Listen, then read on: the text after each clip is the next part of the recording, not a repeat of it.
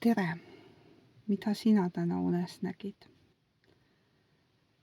Otsustasin enne, kui autost välja tulen ja tuppa lähen, natukene mõtiskleda ja jagada oma mõtteid unenägudest.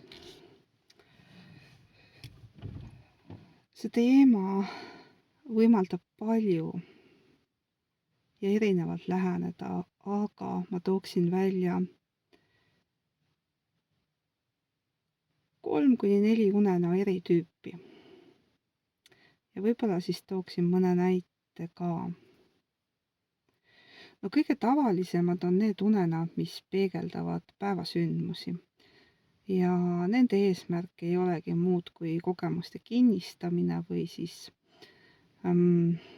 kui alateadvus tegeleb mingite teemadega, siis endas selguse jõudmine. Teine liik unenägusid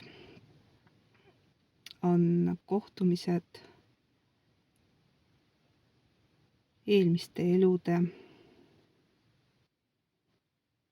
heade hingedega. Teate küll seda tunnet, et unenäos on ta tuttav, oma energia, aga ärgates ei suuda sa päris elust, mis sa siin elad, ühtegi inimest leida, kellel oleks sama nimi või nägu või kes oleks üldse sinu tutvusringkonnas olemas.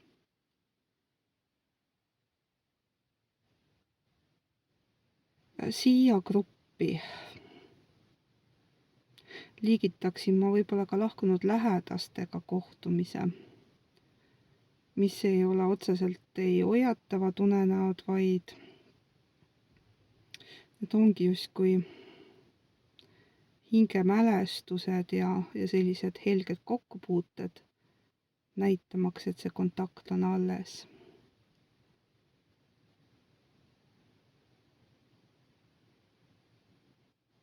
Kolmas tüüp unenägusid on sellised, mille eesmärk on kas hoiatada või aidata varakult teavitamise abil toimuvate sündmustega lihtsamalt kohaneda.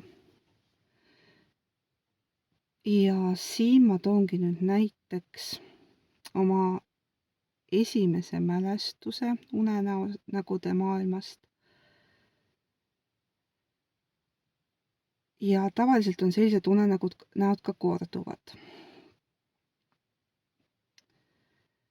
Naljakas on see, et kui tavaliselt inimese käest küsida, et mis vanuses sul esimesed mälestused on, et siis väga varasest east ei ole. Aga minu esimesed mälestuspildid langevad aega, kui ma olin aastane ja mis see siis on, 21 päeva vana. Kus mul on meeles mingisugused sündmused ja pildid, mida ma siis ka oma emale kirjeldasin. Ema ei suutnud nii-öelda uskuda, et need on minu mälestused, et kuidas saab nii varasest east midagi mäletada. Nimelt on see mu vanavanaisa matusepäev. Ja sellel päeval siis, võib-olla see on ka seotud siis sellega, et mul juhtus väike õnnetus ja võib-olla valuga seoses mingid muud sündmused jäid hästi meelde, et ma hüppasin voodi peal ja mul oli käes metallist mängupüss ja selle toru ma hüppasin endale suhu ja selle tagajärjel siis oli palju verd ja kõik olid kohkunud.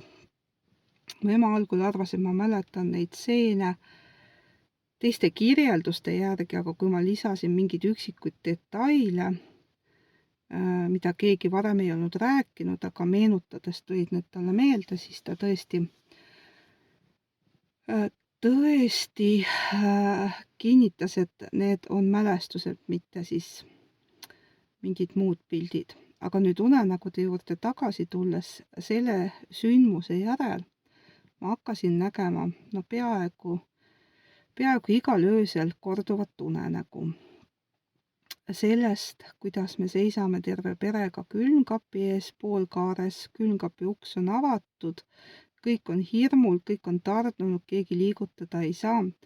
Ja ma tean, et seal külmkapis on oht, aga ma olen väike ja ma ei suuda rääkida ja ma näen, kuidas mu suur vend läheb külmkapi juurde ja ta kaob sinna külmkapi, muutub järjest ja järjest väiksemaks, kuni ta kaob.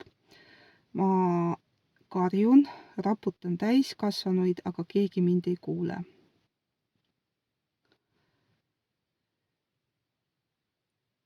See tundus minu jaoks nii hirmutav, et ma ei julgenud millegipärast kellelegi seda unenägu rääkida. Aga hiljem, umbes 4-5 aastat hiljem, sain ma aru, mida see unenägu tähendab.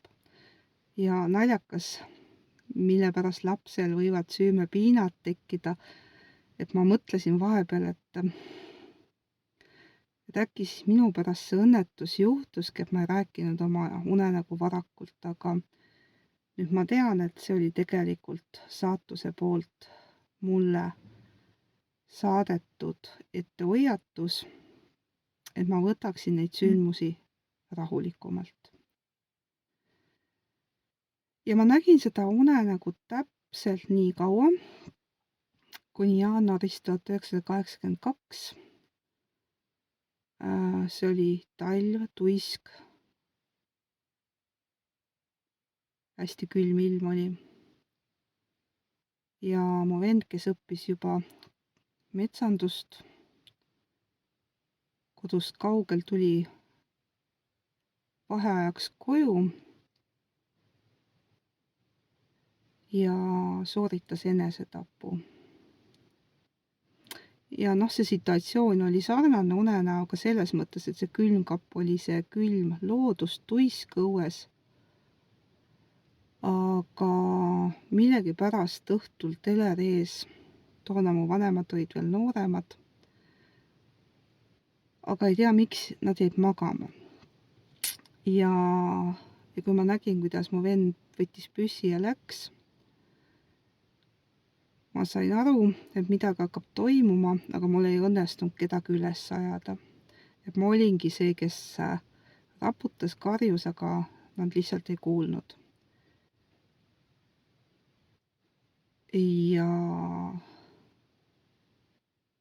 Ja nad ärkasid siis lihtsalt äkki üles, tõenäoliselt siis, kui see sündmus oli toimunud juba. Ja pärast seda ma mitte kordagi enam seda unenägu ei näinud. Et see on nii-öelda nagu näide hoiatusunenäost, et kuidas siis see aitas mul aru saada sellest, mis toimub. 4. liik unenägusid on sellised, mis on tõesti hingerännakud ja ma ei oska öelda, kas nüüd kõigil sellist tüüpi unenägusid esineb. See on seisund, kus sa oled täiesti teadlik, sa oled magades ärkvel, ma ei oska seda teistmoodi nimetada. Mina tunnetan siis samal ajal ka seda, mis toimub ümber. Kuulen kõike seda, mis toimub, kõiki neid ööhääli. Ja samas olen ma korraga ka teises maailmas. Võib-olla 2 sellist, nimetame siis neid unenägudeks, tooksin välja.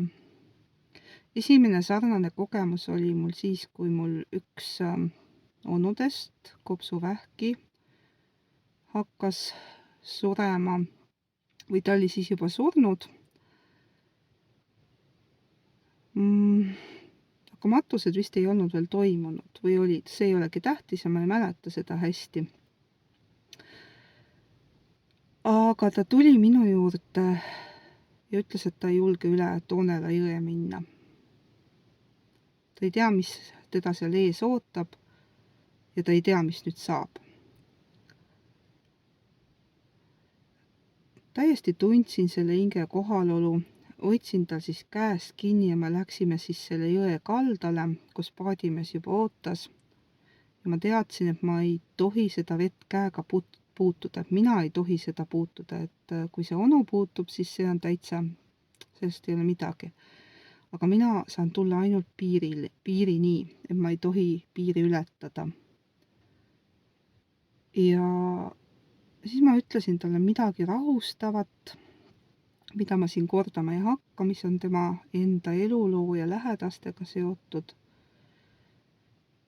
Me kallistasime ja ta astus sinna paati ja tänas mind ja mina ütlesin, et mine rahuga.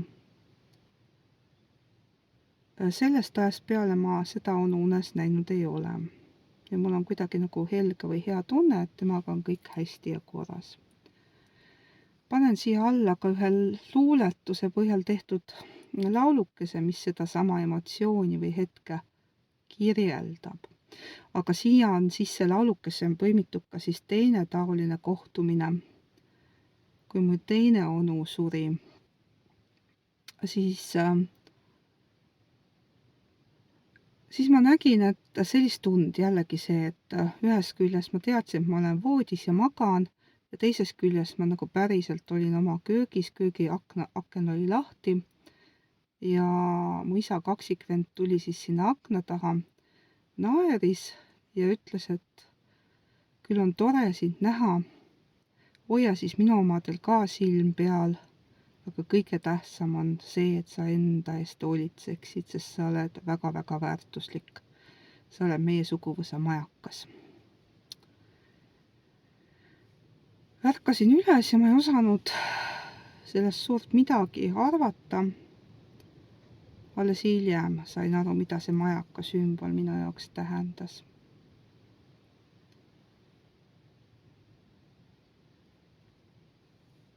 Ja kui mu isa suri, siis tema puhul ei olnud see unes, vaid see oli päriselt, et kui ta oli lahkunud samal päeval, siis ma istusin kodus diivani peal ja ma tundsin, kuidas ta mu selja taha tuli ja pani käe õlale. Ja tema puhul siis piisas, kui ma lihtsalt ütlesin, et ära karda meie pärast, ära muretse, meiega on kõik hästi. Ja siis ma tundsin, kuidas nii-öelda see energia lahustus ja kadus. Nii et kas need on unenäod või on need piiri peal olekud? Kumb oli rohkem unenägu, kas isa ära saatmine või onudega kohtumine, ma ei oska öelda. Igal juhul unenägude teema on hästi oluline ja